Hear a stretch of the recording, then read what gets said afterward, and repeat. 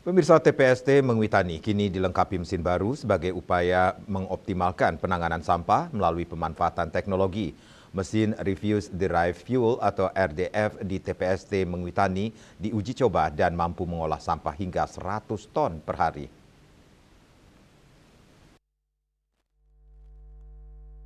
Beginilah proses uji coba mesin Refuse Derived Fuel atau RDF di tempat pengolahan sampah terpadu TPST Mengwitani, Badung.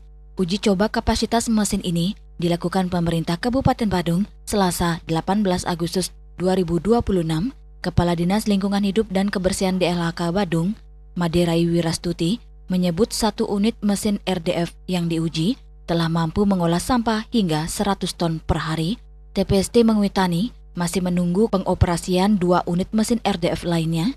Uji coba unit kedua dijadwalkan dilakukan pada Rabu 19 Agustus dan dilanjutkan dengan unit ketiga. Jika 3 unit beroperasi secara bersamaan, kapasitas pengolahan ditargetkan mencapai 300 ton sampah per hari.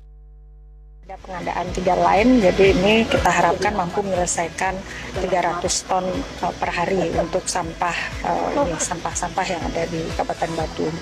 Satu lane ini direncanakan 30 sampai 35 orang. Jadi dari awal mulai dari sampah di input sampah itu dengan alat berat tentunya supaya tercapai volume maksimumnya. Kemudian setelah itu di atas ada untuk pemilah manual, juga ada pembersih dan sebagainya, dan terakhir juga ada press. Nah, di samping selain mesin RDF, TPST Mengwitani juga memiliki mesin insenerator.